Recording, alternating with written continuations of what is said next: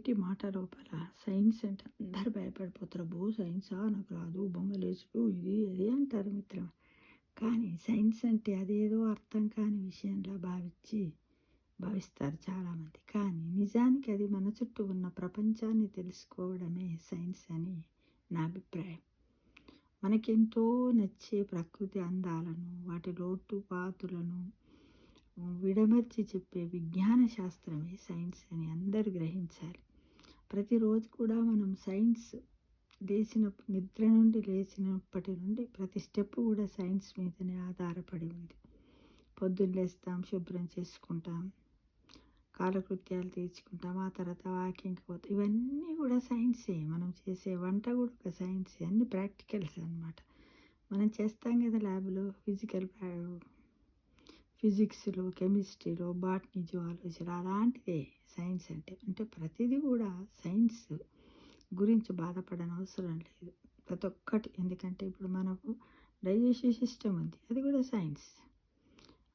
Respiratory system ఉంది, blood circulation system, ఇవన్నీ ప్రతి ఒక్కటి కూడా. అంటే సైన్స్ అంటే అదేదో అర్థం కాని విషయంలా భావిస్తారు కొందరు. నిజానికి మన చుట్టూ ఉన్న ప్రపంచాన్ని తెలుసుకోవడమే సైన్స్. మనకెంతో నచ్చే ప్రకృతి అందాల లోతుపాతులను కూడా విడమర్చి చెప్పే విజ్ఞాన శాస్త్రమే సైన్స్.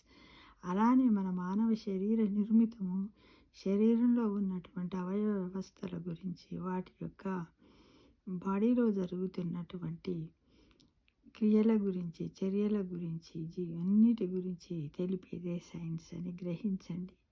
దాని గురించి తెలుసుకోవడం మొదలు పెడితే మనకు చాలా ఆసక్తిగా ఉంటుంది. అమ్మా మనలోనే ఇన్ని సైన్స్ ఉన్నదా, మానవ శరీరంలో భగవంతుడు ఇంత పెద్ద పరిజ్ఞానం ఉన్నటువంటి మన దేహాన్ని మనకిచ్చాడా అని మనం ఎంతో మురిసిపోతూ ఉంటాము మిత్రమా. ఎందుకంటే ప్రతిదీ మనలోనే ఉంది. అన్నిటికంటే అన్ని మేధాశక్తిని మనలో చూడండి. ఏదంటే అది క్రియేటివిటీగా తయారు చేయగలం, కనిపెట్టగలము, ఉండగలం, అన్నీ అనమాట. అంటే అన్ని హ్యాపీ హార్మోన్స్ ఉంటాయి, రేషో హార్మోన్స్ ఉంటాయి, ఇంకా ఎలా ఉంటాయి లాఫింగ్ క్లబ్స్ అండ్ ఎవ్రీథింగ్ మనలోనే ఉన్నాయి మిత్రమా. కాబట్టి మన శరీరమే ఒక పెద్ద సైన్స్ ల్యాబ్. ఆ విషయాన్ని మర్చిపోవద్దు, దాని గురించి బాధపడద్దు. ఎంతంటే సైన్స్ను మనం రోజు కూడా ఆలోచించి కళ్ళు మూసుకుంటే జ్ఞానేంద్రియాలు ఎన్ని ఉన్నాయి. జ్ఞానేంద్రియాలు ఎన్ని పనులు చేస్తూ ఉంటాయి చెప్పండి. అలానే ప్రతి ఒక్కటి కూడా సైన్స్. పొద్దున్నుంచి రాత్రి పడుకొని బెడ్ మీదకి పోయే వరకు కూడా సైన్స్. అంతే కదా. ఒకరోజు మనం వాటర్ తక్కువ తాగినట్టయితే మనలో ఎన్నో మార్పులు ఉంటాయి. ఆ మార్పులను తెలుసుకోవడం కూడా ఒక సైన్స్. కాబట్టి సైన్స్ గురించి బాధపడకూడదు. ప్రతి ఒక్కరు కూడా అర్థం చేసుకోవాలి. అంటే మన శరీరాన్ని ఎలా అర్థం చేసుకుంటున్నామో మన చుట్టూ ఉన్నటువంటి ప్రపంచాన్ని కూడా అలా అర్థం చేసుకోగలిగినప్పుడే సైన్స్ అంటే భయం మన నుండి దూరం అయిపోతుంది. ఎంతో క్రియేటివిటీ. మనం ఒక క్రియేటివిటీ యంత్రాలు.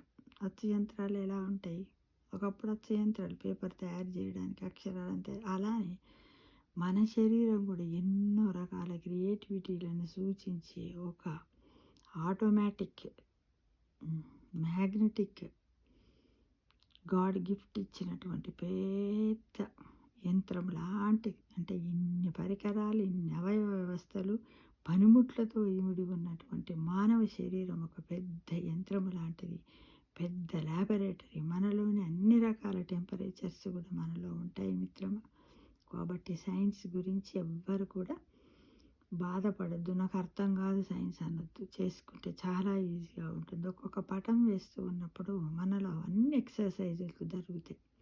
కళ్ళతో చూస్తాం, కళ్ళకి ఎక్సర్సైజ్ జరుగుతుంది. ఆలోచిస్తాం, నరాలకి చేయితో వేస్తూ ఉంటాం. ఇలా ఎంతో క్రియేటివిటీ డెవలప్ అవుతుంది. కాబట్టి ఒక పెద్ద ఎన్సైక్లోపీడియా లాంటిది మన మానవ శరీరం. పెద్ద యంత్రం. ఏదంటే అది సృష్టించగలం మిత్రమా. అవునంటారా కాదంటారా? కామెంట్ బాక్స్లో పెట్టండి.